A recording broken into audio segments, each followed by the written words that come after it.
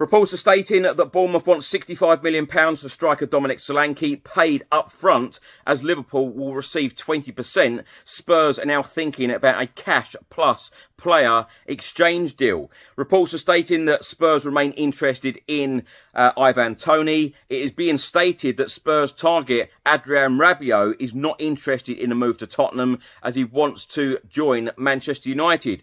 And reports are stating that Pedro Neto's inner circle and representatives have held talks with Tottenham already about a possible summer move. Newcastle and Arsenal are also interested in the Portuguese star. And Gary O'Neill has come out and said if a huge bid comes in, we will not stand in his way.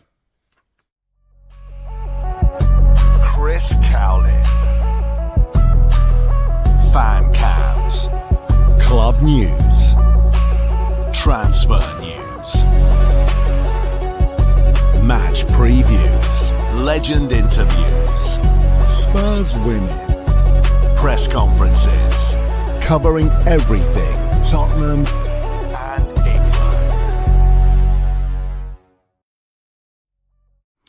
Welcome back to the channel. Hope you're all keeping well. This is another edition of Tottenham News, where I'll be going for all of the latest Spurs news, rumours and reports. If you're watching this on YouTube, please do hit the subscribe button, like, share and comment below. And if you're listening to this on an audio platform, please do hit the follow button and leave a review if you can. It is now 15 days until Tottenham Hotspur play their first Premier League game of the 2024-2025 season against Leicester City away, and there is now only 26 days left of the transfer window. So let's start by talking about Tottenham Hotspur target Dominic Solanke. A report has just been published by the Daily Mirror, and they are stating that Liverpool clause causes Tottenham problem in Dominic Solanke transfer pursuit. Tottenham are interested in signing Dominic Solanke this summer, but Bournemouth are only likely to agree to the transfer if the striker's £65 million release clause is met, as Liverpool are in line to profit from any potential deal. The report from the Daily Mirror states that Spurs will have to get creative if they wish to formalise interest in Bournemouth striker Dominic Solanke. That is because the Cherries are insistent that the 26-year-old striker will only depart the Vitality Stadium this summer if his £65 million release clause, which can reportedly only be triggered by certain clubs, is matched. It's currently considered unlikely that Tottenham will put club record cash on the table if they are serious about landing Solanke. That could seek to test Bournemouth's resolve by including players in a potential swap deal package that helps them get close to the eye-watering figure. England international Solanke struck 19 Premier League goals last season and has also been tracked by his former club, Chelsea. Bournemouth have always been mindful that Solanke would be the subject of interest this summer on the back of such an impressive campaign that saw him find the net 21 times in all competitions. Additionally, Liverpool are set to receive a 20% cut of any profit that Bournemouth make from an onward transfer, and that could further complicate Spurs' pursuit of the player. Ange Postecoglou admitted earlier this week that Spurs were prioritising the signing of a new striker. Ange Postecoglou, during the club's pre-season tour of South Korea, said it's still the area of the park we're really probably the thinnest when I talk about squad-wise at the moment. So obviously that's a focus for us. Looking forward to finishing things up in a positive manner and hopefully a good way to finish it off. Speaking in Santa Barbara, Bournemouth owner Bill Foley also recently stated that he expects Solanke to stay put for at least another season. The Cherries chief said, "I believe Dom is going to be with us for this coming year. He has a release clause which is very expensive." We shouldn't reveal anything about the contract, but the area reported £65 million sounds roughly correct. I guess if someone comes in for him, we will have to replace him. We have 2 or 3 candidates that we have lined up, but I believe that Dom will be here next year, and I believe he is going to score 21 or 22 goals. Now back to the report from the Daily Mirror. They are stating that Ivan Toney has also been lined up with Spurs, and his Brentford future remains in doubt after entering the final year of his current deal with the Bees. Now, in recent weeks, Tottenham Hotspur have been heavily linked to Adrian Rabiot, who is currently available on a free transfer. Tutto Sport in Italy, though, are stating that the French international actually wants to join Manchester United, as he is keen on a move to the Premier League. On Tuesday, the Tottenham Hotspur Under-21s will be in action, playing another pre-season friendly, this time away at London's oldest club, Cray Wanderers. They were formed in 1860. The game kicks off at 7:30 p.m. And the very best of luck to the Tottenham Hotspur Under-18s on Sunday as they take on Stellenbosch, the South African side, in the Premier League's Next Generation Cup final. Now, recently, Tottenham Hotspur have been heavily linked to Wolves star Pedro Neto. A report has just been published by the Evening Standard, and they are stating that Wolves manager Gary O'Neill admits the club would not stand in Pedro Neto's way should a huge offer come in this summer. Arsenal have previously considered a move for the Portugal international, while Tottenham have recently been linked. Neto scored 2 Premier League goals last season while registering a further 9 assists, but saw his campaign severely impacted by injury. Hamstring issues limited the 24-year-old to only 11 league starts, though Neto did play for Portugal at Euro 2024 without picking up another problem. The former Braga star still has 3 years left to run on his contract at Molineux, and Gary O'Neill is confident he will stay, although conceded a major offer could change matters. Gary O'Neill said, "I know how good he is, and I know how well he would do at a big club. Obviously, I want our team here to be unbelievably successful, so I'm hoping that he will stay. There's nothing going on at the moment from anyone. He is in a good spot. I've spoken to him about how we're going to play and how it suits him and what a big part he will play in it." Gary O'Neill then went on to say, "But of course, we're all grown-ups while you're having those conversations. If a massive bid comes in from a top club, then no one is going to stand in Pedro's way." Now, over the weekend, Pedro Neto has been talking about his future, and he said, "Staying at Wolves, I love this club. I'm really happy to be here. I'm happy to take this team to another level." Caught Offside have also reported about the Pedro Neto situation, and they are stating that Spurs boss Ange Postecoglou believes the Portuguese winger can be a very useful addition for Spurs, and sources have indicated that the club representatives recently met with the players' inner circle and representatives to receive information about his situation. It has also been reported by Caught Offside that Arsenal's Mikel Arteta wants a winger to be signed who can provide backup to Saka, and the Portuguese star fits that description.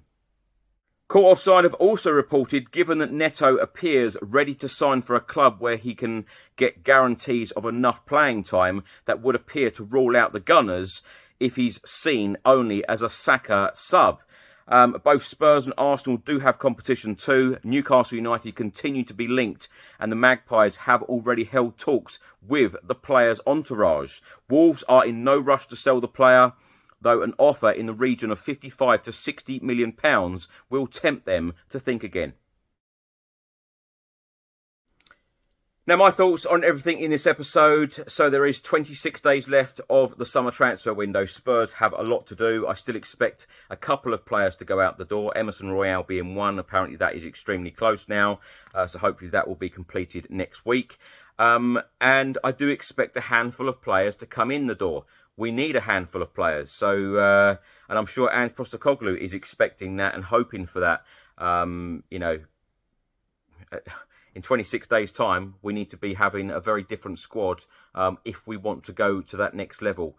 And if Ange Postecoglou wants to be competing for trophies and success next season and beyond, we constantly need to be doing work in the transfer window and improving this squad, improving this team, particularly when we're playing Europa League football. I don't want to seem down because, as I've said on previous episodes, I feel like this time of the season, every fan should feel very optimistic about the new season and feel like we can challenge and feel like we can do things in the upcoming season. But as things stand at the moment, if the Premier League was to start tomorrow, I would be very worried in terms of we don't have any depth. Some people could see this as being a bit of a whinger and a moaner, I think it's very realistic, because when you think about last season, the injury issues we had, suspensions, and various other things going on, players going off on international competitions mid-season, we had no depth. And that is exactly what Spurs need. And, we need to learn our lesson from last season about having the depth, having decent players to replace players when they have injuries and suspensions and so on. So we definitely need that. Yes, I'm all for giving the youngsters opportunities and game time. But I don't think at this stage we should be putting a severe amount of pressure just on those youngsters. It should be that we have experienced players throughout the squad as well. Will Spurs pay £65 million, one lump sum, to Bournemouth for Dominic Solanke? I cannot see that happening. Even if Spurs went down the route of offering players in part exchange and cash as well, who are we going to be offering? The only players I can think of is Giovanni Lo Celso, Emerson Royale. I don't think we're going to let any of the youngsters go. I don't see anyone else leaving this summer. Emerson Royale's got his heart set on moving to AC Milan, and no disrespect, I don't think that Lo Celso or Emerson Royale will want to move to somewhere like Bournemouth. Richarlison could be another one. Can't see that happening. And plus, if you're going to bring in someone like Solanke or bring in another striker, I believe that we need Richarlison as well. I've said all along, if we got a decent offer in for Richarlison, I would sell him. I still stand by that, but we need a couple of options. So if you're going to sell Richarlison, then we need to bring in 2, even 3 strikers. You think back in the day, the amount of options we had up front as a club. And more recently, Harry Kane has been like the sole striker at the club for so many seasons, and I cannot believe that we got through that. I know when Harry Kane was injured, some of the time, Heung-min Son stepped in and did a good job, but we need more options. And when Ange Postecoglou is talking about making this club successful and having that cycle of success, then you need players. At your, you need players to pick and choose from. When you're playing on all fronts, especially in Europe as well. But will Spurs pay £65 million for Dominic Solanke? I cannot see that one happening. Ivan Toney. Now, we know that Ivan Toney is available. We know that Brentford want to sell Ivan Toney because he is now in his last 12 months of his contract. I believe that this deal would be extremely easy to get done. I believe that Ivan Toney would deliver the goods at the Tottenham Hotspur Stadium. I believe that Ivan Toney would want to join Spurs. And I think it's a perfect deal. The only thing, and I've said this on previous episodes as well, the only thing I do think would be a problem for Tottenham and Ange Postecoglou. We've seen Ange Postecoglou say in interviews before, you only need one bad apple in the changing room, and that could affect everything. And perhaps he sees him as a bit of a joker, as a bit of a troublemaker, I'm guessing. And of course, with the betting scandal, I don't think that Ivan Toney fits the profile of the player off the pitch. But on the pitch, I think that Ivan Toney would be an absolutely brilliant fit in a Tottenham Hotspur shirt. He can take penalties, he can score from set pieces, very, very able, left foot, right foot with his head, can score goals in the box, outside the box. I believe that Ivan Toney is the perfect option and the perfect fit for Tottenham right now. And as I say, I think that the deal would be fairly easy to get done. Spurs target Rabiot wants to join Manchester United. I don't think there was any strong or concrete links to Tottenham anyway. Of course, Spurs are being linked to every single player under the sun in these windows. Pedro Neto, would I like to see him in a Spurs shirt? I would actually. He has had a lot of injury problems though, and when I spoke about Giovanni Lo Celso earlier. Since he's joined Spurs in 2019. He's had a lot of injury problems as well. And so has Pedro Neto. Gary O'Neill has come out and said if a huge bid comes in, then we will not stand in his way. someone like Pedro Neto, and no disrespect to Wolves at all, someone like Pedro Neto should be playing in a top 6 team, in my opinion. But again, will Spurs go out and sign someone like him for 50, 60 million pounds? I'm not so sure. There are a lot of complicated contracts out there at the moment. And I know that some fans, you know, not just Spurs fans, but just football fans, they think they're playing Championship Manager sometimes, of saying, yeah, we just submit the offer and that's it, away we go, we buy the player. It should be easy like that with Ivan Toney, but when you're talking about other players, you know, some contracts are extremely complicated and difficult. A lot of players now have sell-on clauses, and you know, they can only receive offers or can talk to certain clubs, and then it's all about instalments, various other fees. It can be very, very difficult. But Spurs, you know, having said that, Spurs need to work extremely hard in the next 26 days. Hopefully, Johan Lang, Scott Munn, Daniel Levy and co can work some sort of magic in the next 26 days and start putting smiles on the faces of Ange Postecoglou, make the squad feel very confident that we can go and really, you know, attack in the Premier League next year and go for it, and perhaps, you know, challenge for something, because the trophy drought, you know, it's been too long. And, you know, we all want to see success. I know there are a lot of very, very different opinions out there amongst the Spurs fans right now, who we want, who we should be buying, what we should be doing, how much money we should be spending, etc., etc., etc.